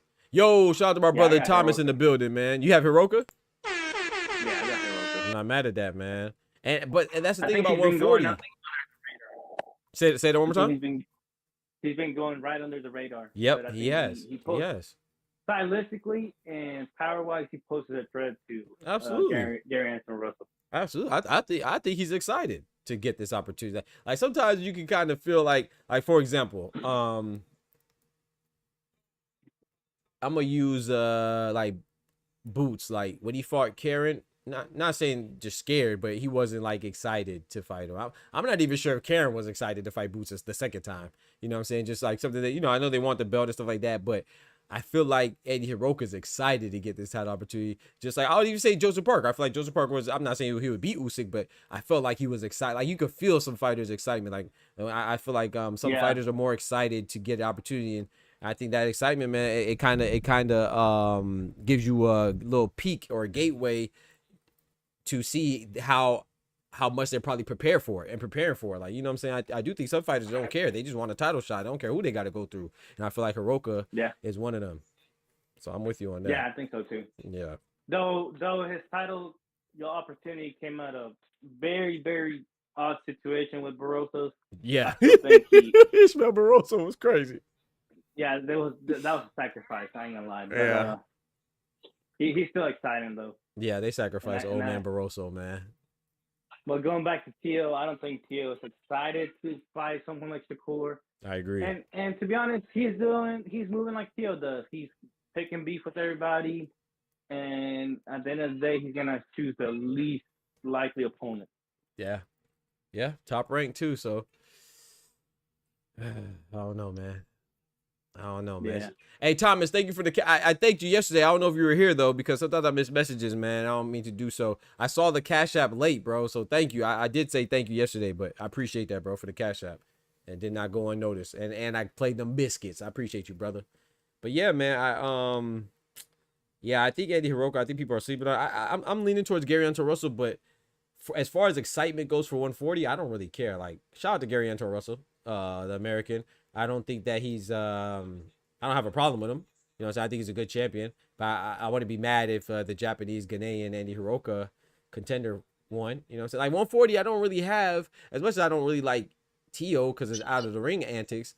That 140 is, I think that's the second best division, man. After 154, man. Yeah, it's like, wide open. Yeah, it's wide open, bro. Open. Like I just want to see good action, and they've been doing, as long as they can fight each other, bro. They've been doing it. Like Super Matias and Puello, that was a great fight. Puello, Gary Hunter Russell, good fight. You know what I'm saying? Sandro Martin and Puello was a good fight. Liam Paro, Super Matias was a good fight. They've been killing it, bro. It's just we haven't seen any unification. It wasn't exciting, but on paper was a good fight. Yeah, it was a good fight, right? It wasn't exciting, but that was a good fight too. Hitches and Paro. So yeah, man, I don't know who the favorite is in that in those like for me, some divisions are easy to see. Like 118 up until recently when Junto moved up to be, it was obvious for me that Junto was the best, right? And so 126 to me is obvious Espinosa's the best. 130, I guess 135. I'm not even counting that because they're not fighting each other. But it's obvious that Tank and Shakur were the two best. 140, I don't think it's obvious anybody's the best. I don't know who's the best. Like I think Tio could beat Hitchens. Hitchens could beat Tio. Hitchens could beat Gary Hunter Russell. Gary Hunter Russell could beat Hitchens or what? That thing. Super Matias could beat. I don't know who the best of that one is, man. Yeah, but all right, my brother. Yeah, I appreciate you, bro. Appreciate you pulling up and sharing your thoughts always, man. Shout out to my brother Oscar, man. God bless you. Yes, sir. Shout out to Oscar, man. The phone lines are open. Shout out to Oscar, always kicking off the phone lines. You know what I'm saying? Always good to hear from my bro, man. You could call in using the Discord link. The Discord link is in the chat, baby. Is in the chat. Is pinned to the chat. But yeah, I agree with it, man. I think that 140 is wide open, man. I think people are sleeping on Andy Hiroka. But you know, Gary Hunter Russell, you know, he's that guy too. So we'll see, man. 140, what he has. He has a WBA belt. That's gonna be online against Andy Hiroka. The WBC interim belt holder, we'll see Isa Pitbull Cruz against Lamont Roach. That's a good fight. The WBC belt holder, Super Matias, supposed to be fighting Dalton Smith. That should be a good fight. The only person, the IBF, we don't know what Richard Hitchens is going to do. And Teofimo, he just fought Arnold Barbosa. We don't know what he's going to do. So, you know, we that division is good, man. I would love to see IBF and WBO unification between Hitchens and Teofimo, man. The two American New York natives. That'd be fire. But I don't know if we'll get that. We'll see. But there's some good fights in between. Shout out to my brother Peel out in the building. What's good, bro? But yeah, man, I also think that it's funny. He's shout out to Thomas. He said Nahir Albright. Shout out to Wu Albright. What you said about Wu Albright? I missed it. But yeah, I think that there's at the heavyweight division though, going back to Joseph Parker, man, I think that Joseph Parker just got to keep his head up, man. I think he can bounce back. I do think if I'm Joseph Parker, all honesty, you know, I would be a little annoyed about the stoppage. But like I said, we got to also think of the big picture too. Shout out to my brother Kendrick. He brought this to my attention last night as well. You know, during the live stream, it's like we don't know what the ref was saying. If the ref was telling him, hey man, you got to fight back. If the ref was in there telling him to fight back, you can't be in there looking like fight back. Get him up, let him get up, let him get up, let him get up. Fight back, fight back. Because you was looking like fight back, you know. So I don't know what the ref was saying. If the ref was saying, show me something, you know, you got to do that. But I will say this too, though, you know, if you look at that replay, which I did, he did throw like 2 punches right before it stopped. But before that, it was like 30 unanswered punches that were thrown before that. But he was still moving and stuff like that. So I would have liked to see the referee give him a little bit more of a chance. But like I said, you know, I don't think it was an unreasonable stoppage because there's no doubting that Parker was in trouble, you know, and he was hurt. That's undeniable. You know, and then it's also undeniable that he was it could have been stopped early if he didn't spit out that gum shield, you know what I'm saying? That mouthpiece. If he didn't spit that out in like the second round, he could have been stopped then too. So, you know, you guys, there's a lot of ways you could look at it. You see what I'm saying? So, but once again, the phone lines are open. Don't forget to smack that like button if you haven't done so already. I appreciate it. Smack that like button like it owes you money. You know what I'm talking about? Smack that like button and the subscribe button if you haven't done so already as well. Appreciate all the members in here too, man. If you have not become a member, all it takes is $3 to make them holla. and you get to use all these emotes, and you get a longer time on the calls when you call in. You see what I'm saying? Get a lot of perks with the members, and you get access to exclusive members only videos and stuff like that. So consider becoming a member starting at $3 a month. Shout out to all the members that are already in here. You know what I'm saying? But holding down for a long time. I appreciate you. Shout out to Unity. Unity says, I want to revise my statement yesterday. He did throw a couple punches, but he did get cracked right after. Yeah. He threw a couple, but like you said though, I mean, but even before those couple punches thrown, he went a long time. So no, you're still correct in my eyes. Like he went a long period, and that's what I'm saying. At that moment, that's what I was like, hold on, you gonna stop it right then? If you would, I know it seems like a little nitpicky, but if he was gonna stop it, I think he should have stopped it before. When Joseph Parker was stumbling and bumbling, going from ropes to ropes, from pillar to post, he should have stopped it right there. But at that moment when he stopped it, I was like, bro, Joseph Parker just threw like 2 punches, and he was still moving, So, like I said, if you're Joseph Parker, I could understand how Joseph Parker would be disappointed, So I'm not mad at him if he is disappointed, because that like I said, I think that sucks. At least let him get dropped a little bit. But at the same time, you don't want somebody to get hurt too, and the refs are there to preserve the fighters, Shout out to Irony. He says, Doc, what do you think about Boatsy versus Zach Parker? I need to watch more of Zach Parker. I think I only seen one fight of Zach Parker. I'm going to be honest, what I think about it, I don't really care, man. I'm done with Joshua Boatsy, man. Shout out to Joshua Boatsy. Well, I'm not really I was a Boatsy fan, and it's funny, me, Irony. A lot of people thought I was tripping when I picked Callum Smith to beat Joshua Boatsy. And while I can't, if I think that you're going to lose, I'm not going to hold it against you. But the reason why I thought Boatsy would lose is because, in my opinion, it's something that he could change. Like if you play basketball, right? Not even anything, right? What do we say in sports, right? Like basketball, football primarily. Defense is just effort, bro. Especially in basketball, right? Defense is effort, right? And why do we say that? Because it doesn't matter how high you jump to play good defense. It don't matter how fast you move to play good defense. Well, I mean, it does matter, but I'm saying you can still just give it effort and just be there, right? We don't care about how tall you are, how fast you are, how high you could jump. It's just about effort. Joshua Boatsy, to me, lacks effort, bro. Same with Jack Catterall. Both of them, like, they just get complacent in the ring. They don't do enough. And I feel like what Joshua Boatsy is missing, he can fix, bro. You see what I'm saying? I feel like he can fix it. And I just, like, it was blatantly evident and obvious with his fight against Willie Hutchinson. Dan Aziz, I gave him a pass because they were kind of friends, and you don't want to fight your friend, but they were fighting, and I was like, I thought he could have did more in that fight as well, but I was like, man, maybe it's his friend. He kind of stepped off the gas a little bit. But Willie Hutchinson, he should have got Willie Hutchinson up out of there.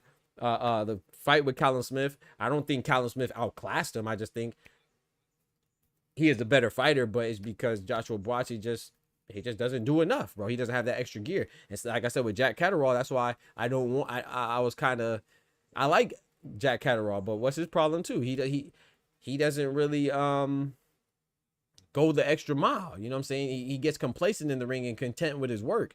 That's why I think him against Echo Esserman, that's gonna be a good fight, because we know Echo Esserman, he's not gonna stop coming, right? He's gonna he has a motor, right? He has a high motor. So and I know Jack Catterall switched to Bozy Ennis, but I don't think that it's not because Bozy Ennis is not a great coach. I think he's one of the best trainers, but you can't really teach, in my personal opinion, you can't really teach drive at this level. Like, you either want it or you don't. You see what I'm saying? And I think it's going to look bad, because I think Echo Esserman is going to beat Jack Catterall. I think people are going to blame Bozy Ennis, right? Because I mean, and rightfully so. They're going to look at your trainer, right? But I don't think this is Bozy's fault. But we'll see, though. Maybe I'm wrong. Maybe Bozy could push a button that's going to motivate Jack. I don't know. We'll see. Time will tell. But yeah, but Boatsy and Zach Parker, I don't really think about it. So to ask me, what do I think about it? I don't really think about it. I don't really care for it. I have to watch more of Zach Parker. I'm going with Boatsy in this one. But I think I see more than one fight of Zach Parker, actually. But yeah, I don't really think about it, to be honest. Like, I don't really. When is that fight? That's next week, right? I think November 1st, if I'm not mistaken. Joshua Boatsy versus Zach Parker. Yeah, I ain't putting no thought into it. I'm gonna watch it, but I don't really think that fight does anything or has any real implications on the light heavyweight division. I don't think I think the light heavyweight division is clear who's the top dogs, and it's Bivol, Beterbiev, Benavidez, and effectively everybody. Now, I'll say Callum Smith is up there too, and David Morrell, and then everybody else. You know what I'm saying? Like, I don't think anybody really poses a threat to any of the guys I just named, like, besides each other, right? Like, I don't think Yeah, I don't think Zach Parker or Joshua Buatsi, the winner of that's going to beat them. I don't think Ben Whitaker right now is going to beat any of those guys. Khalil Cole, shout out to him, but I don't think he's going to beat any of the top 5 guys I just named. Who else is a light heavyweight right now? That we talk about sometimes. Yeah, that's all I can think of right now. So who gonna win? Wardell or Usyk, or Worthy or Usyk? Shout out to Peel Out. Who's gonna win, Worthy or Usyk? If that fight actually happens, I'm not sold that fight happens. But if it does happen, I got Usyk. That's easy. Who you got? Peel Out. Shout out to Unity. He said because those punches were weak as yeah, those punches were weak, bro. Maybe the way Parker threw showed him Parker was cooked. Yeah, yeah. And I would say too, Worthy, and that's the thing, and that's why I kind of stand on it, Kendrick, because Worthy's punches, I will agree with you. Those punches had more intent, but they were wild. And to me, they just screamed exhaustion, right? He was exhausted. And you know, when you throw in punches, number one, if you miss a punch, you vulnerable. Number two, if you're exhausted, any punch could change. Look at the late great Diego Corrales and Jose Luis Castillo, right? When people are tired, bro, those punches hit different. So that's why I was like, man, you know, you never know if Joseph Parker could have managed to hit Worthy, and Worthy's not he's not one that's hard to find. You know, he's not a hard target to locate. So that's why I was just saying that. But yeah, I mean, Worthy was definitely on the up and up. He had the advantage at that point, so I'm not mad at it at all. But I think I'm gonna stick with what I said. I think it was a little bad stoppage. It wasn't a great stoppage. It wasn't horrible. It wasn't the worst we've seen. It's not the worst we're gonna see. I don't think that's the reason why he lost. It was just a icing on the cake.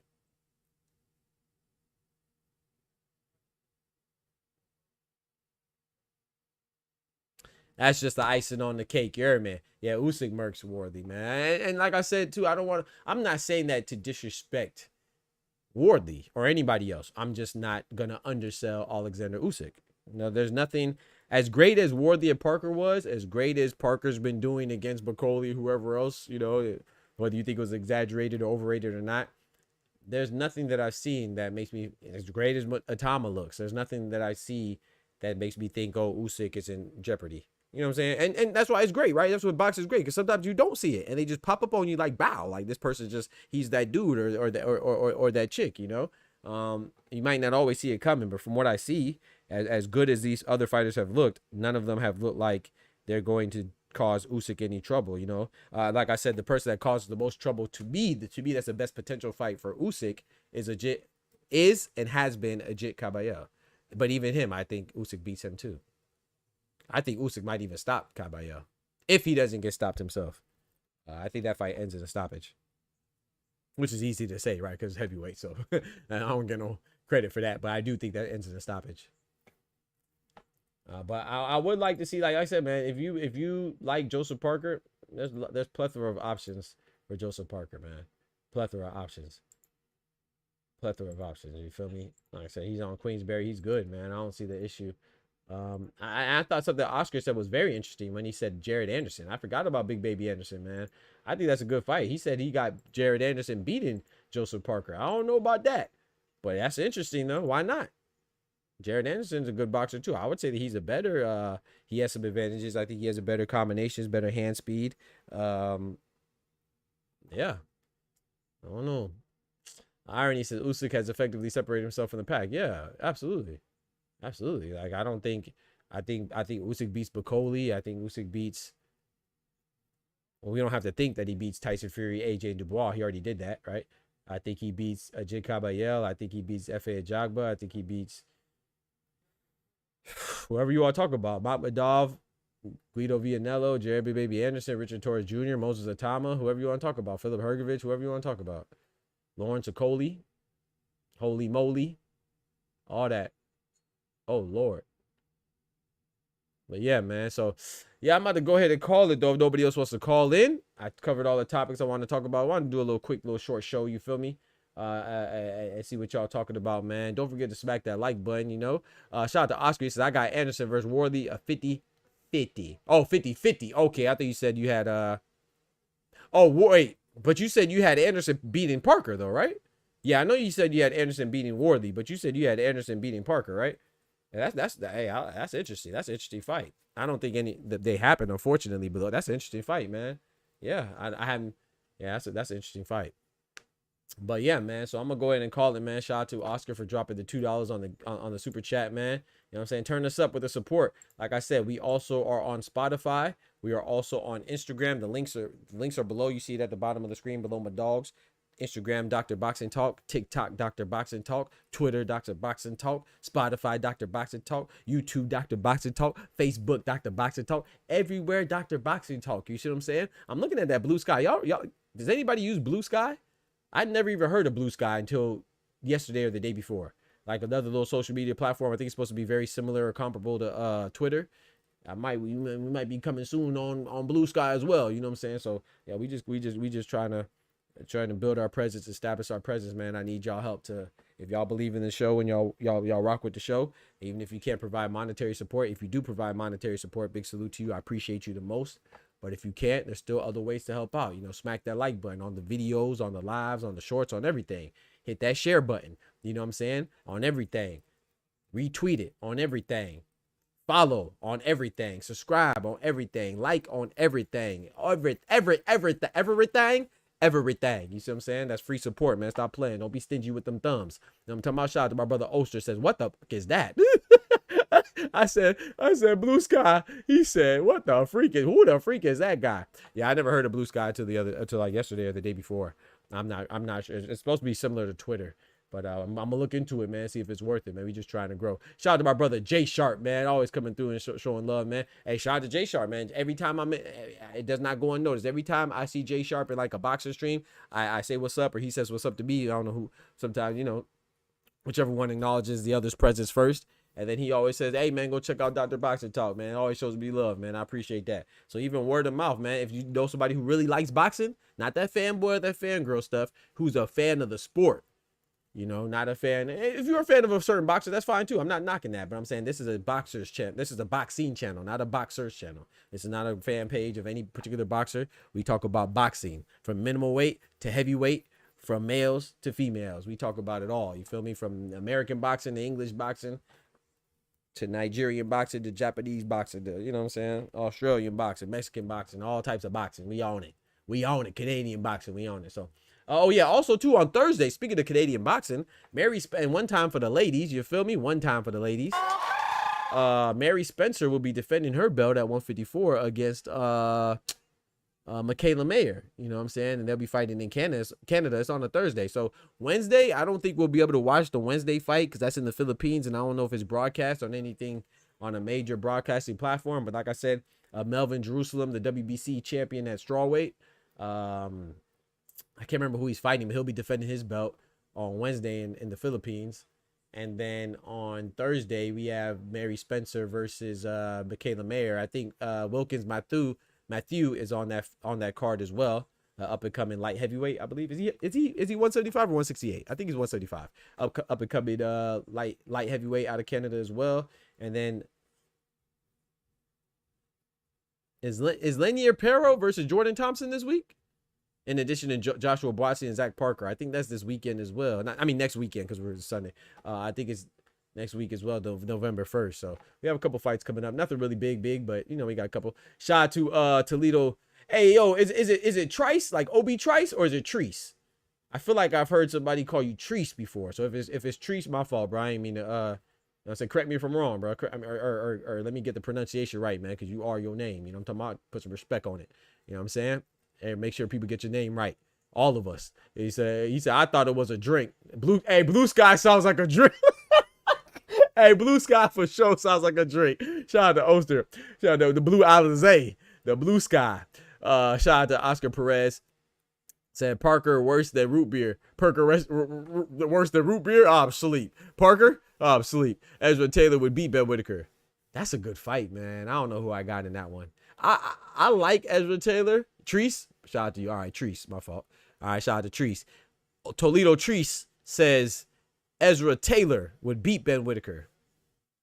I'm going to be honest. I love that fight. I don't know who would win, though, bro. I wouldn't even have a dog in that race. Ezra Taylor's with who? I know he's trained by by Malik Scott. But who's he with? Is Ezra Taylor with Queensberry? I mean, he just fought on the Queensberry card, but I don't know if I think he's with Queensberry, right? And then what's the name? Ben Whitaker just signed with Matchroom. So, you know, Eddie Hearn and Frank Warren have a good relationship. So maybe we can make that happen. I doubt that happens anytime soon, though. But hypothetically, if it's speaking, I think Ben Whitaker has a higher ceiling. And I remember watching him in the amateurs too. I remember when he beat Imam Katayev. That's why people thought people asked me why I was so confident that David Morrell would beat Imam Katayev, is because I saw Ben Whitaker beat Imam Katayev in the amateurs, and he did the same thing that I said David Morrell would do. Outbox him. And Imam Katayev has power, but he just comes forward, and he's a PED popper anyway. Little cheating ass Imam Katayev, man. You know what I'm saying? Oh, cheating ass. You feel me? Out there, gosh dang. Out there, gosh dang cheating. We do not let people who are on the juice discuss real athletes. That's all. So yeah, I think Ben Whitaker, if that fight happens now, I might lean towards Ezra Taylor. But if it happens within like a year or two, I would lean towards Ben Whitaker. Shout out to Toledo Trees. He also asked me, he said, Doc, is Michaela Mayer ducking Lauren Price? Nah, I don't think so. I know a lot of people are accusing Michaela Mayer, the American 147-pound champion, of ducking.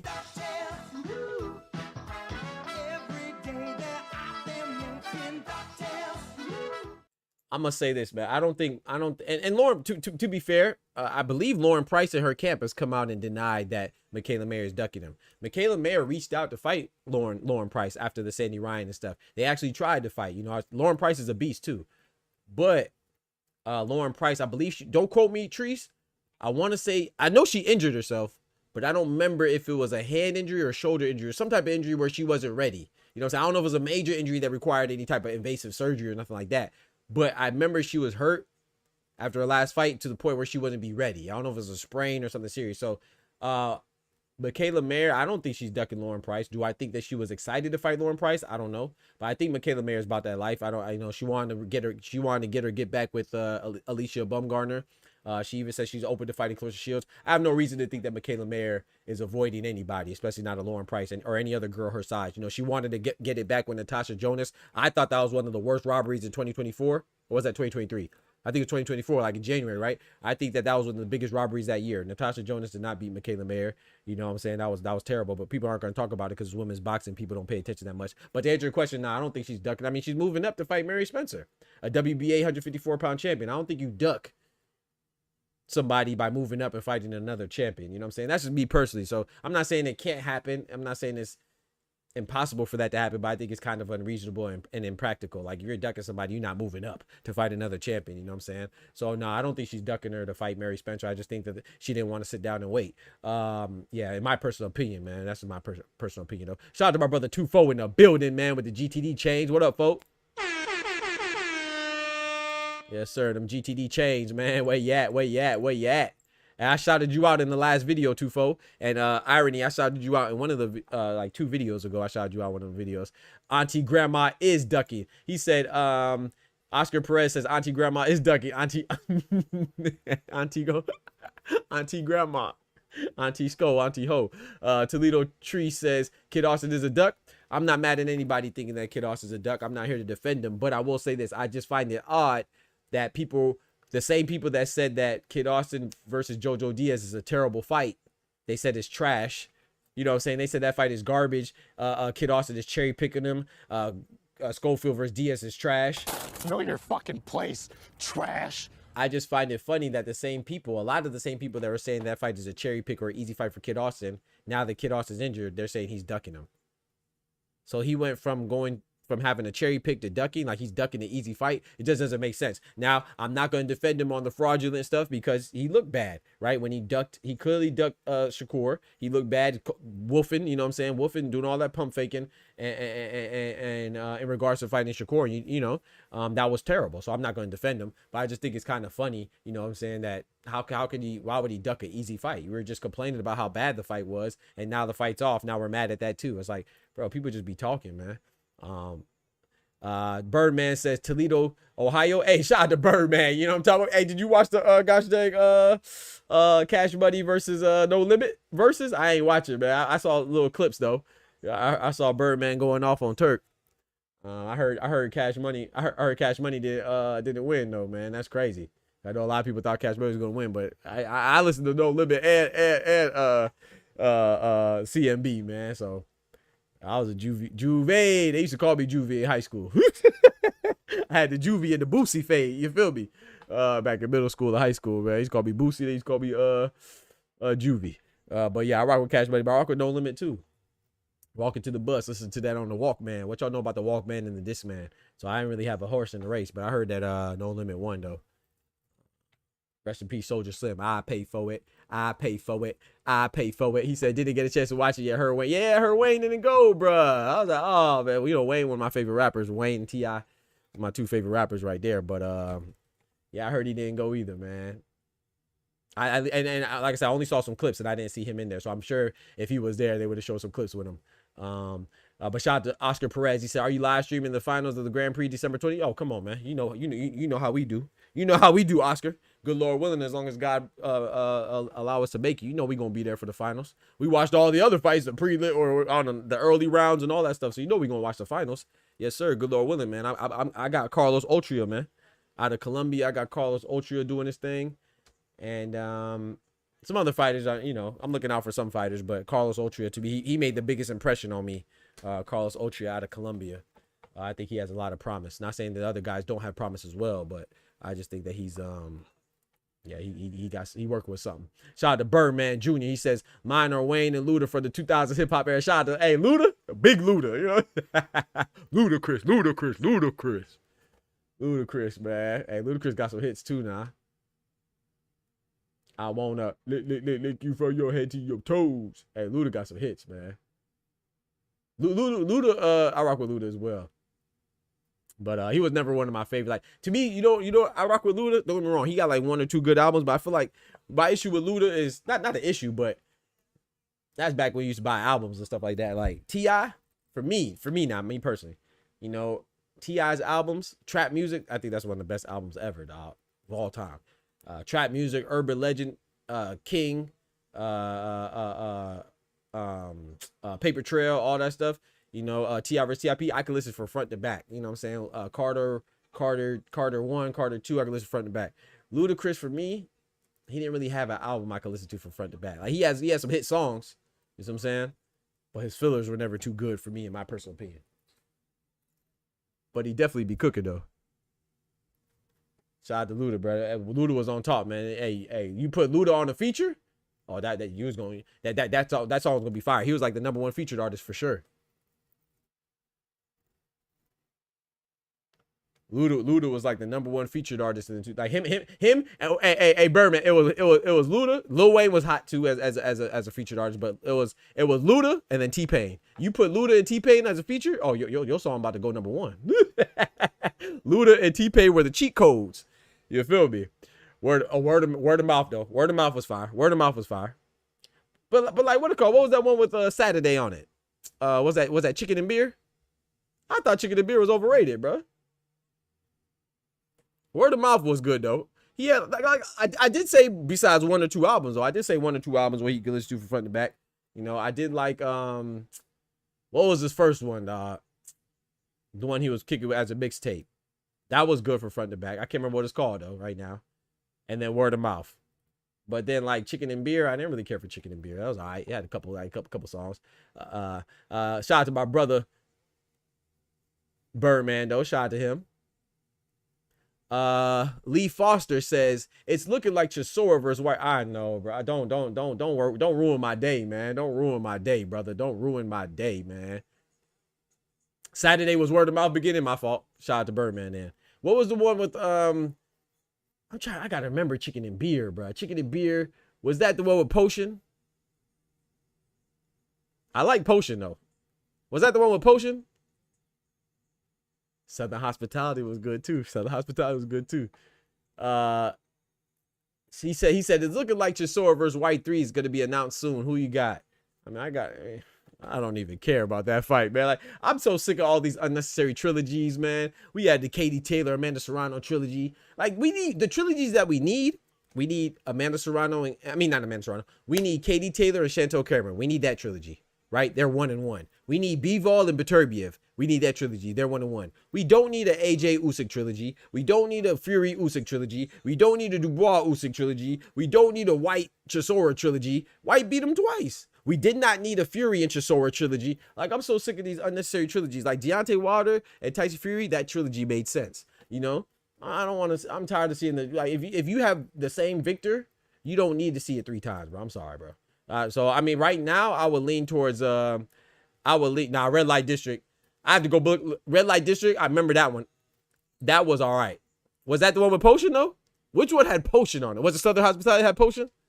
Whichever one had Potion on it, I have to go back and look. But I remember Red Light District. That was just a that was decent. But was it Red Light District with Waterfalls? Waterfalls was my joy. But once again, Treese, after Waterfalls, you know, I might listen to 2 or 3 more songs and then I'm not rocking with it. You know, like I like Get Rich and Die Trying. Like I like something I can listen to from front to back. I don't mind missing, you know, skipping 1 or 2 songs, but if I gotta skip like 4 or 5 songs, I'm not rocking with the album. You feel me? I think Red Light District had Waterfalls. I didn't rock with Red Light District. I rock with a couple songs. And what's the name too? I don't know if y'all remember Crunk Juice with Bo Hagen. That song from front, that album from front to back was good. Crunk Juice, Lil Jon and the East Side Boys. But yeah, shout out to Lee Foster, man. I would say I would lean towards Derek Chisora right now. Because Dillian White, I'm not sure how much he has left, you know, and I think his knee was messed up, you know, when he fought Moses Atama, so it might not be fair to hold that against him, but I will hold Ebenezer Teta against him. I don't know if you watched that fight, the fight before Moses Atama. He fought Ebenezer Teta, and he got out of that. He got gifted a win. That fight was terrible. That performance was terrible. So I would have Derek Chisora over him right now, but it's a different Dillian White, so I don't even think it means much for me. He said, I think White has finished our last few performances. Yeah, I agree. Chisora might get him out of there earlier for his 50th fight. Yeah, it's Chisora's 50th fight. Deontay Wilder's next fight is his 50th fight. I think they need to call Red Light District had Potion. Hey, I got to go back and look at the catalog then, Treese.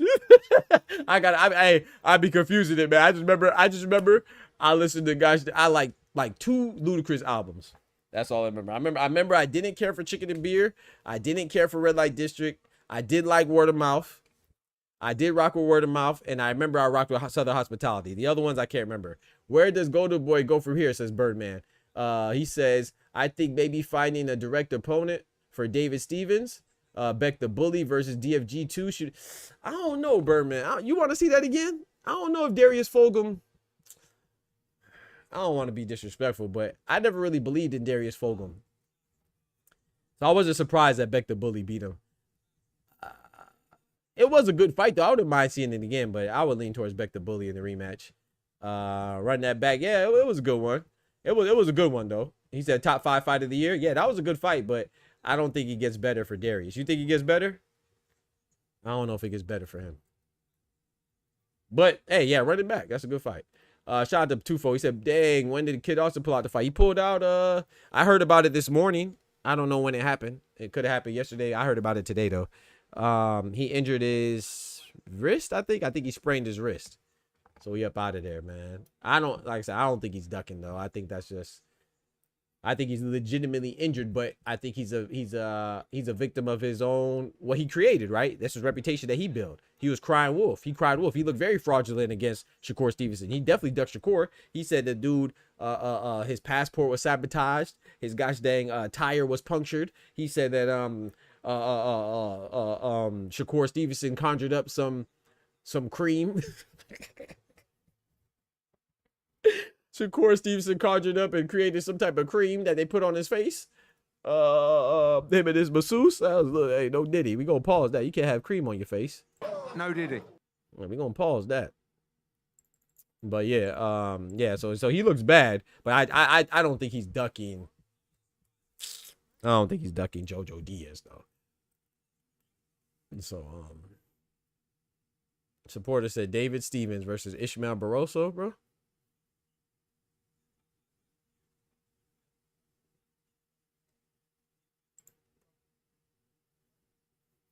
You know, those are 2 different weight classes, bro. David Stevens versus Ishmael Barroso. What Barroso you talking about, supporter? Unless you talk about a different Barroso. This man said David Stevens versus Ishmael Barroso. Yeah, you wildin'. Unless you talking about a different Barroso. Shout out to Treese. He said, I would like to see Alex Pereira fight Usyk, McGregor versus Mayweather. Hey, oh, you trolling, bro. He said I want to see Alex Pereira versus Usyk.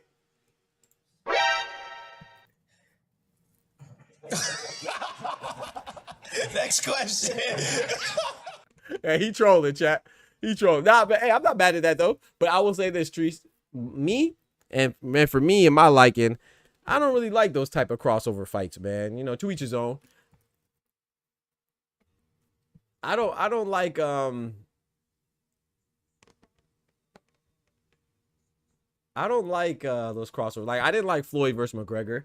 I personally didn't believe that it should have been his 50th fight. Now I think Floyd is the GOAT. I'm not saying that we should change it retroactively. It is what it is now because we also had Tyson Fury versus Ngannou count. We had AJ versus Ngannou count, but for me, I don't think those crossover fights should count on his record, you know, because if Manny Pacquiao couldn't beat Floyd, if Canelo couldn't beat Floyd, if Cotto couldn't beat Floyd, if De La Hoya couldn't beat Floyd, how the heck would we expect a non-boxer to beat Floyd? If Marquez couldn't beat Floyd, you see what I'm saying? So I wouldn't be mad at it though. Like, yeah, I mean, if it's an exhibition or something like that, but Usyk could beat the hell out of Pereira. Usyk could beat the hell out of Pereira, man. Stop it, man. You know? Yeah, but hey, I ain't mad at that, Treese. But yeah, man, I'm about to go ahead and call it, man. Barroso versus Pacquiao. Stop it, bro. Are you serious? Nah, you trolling.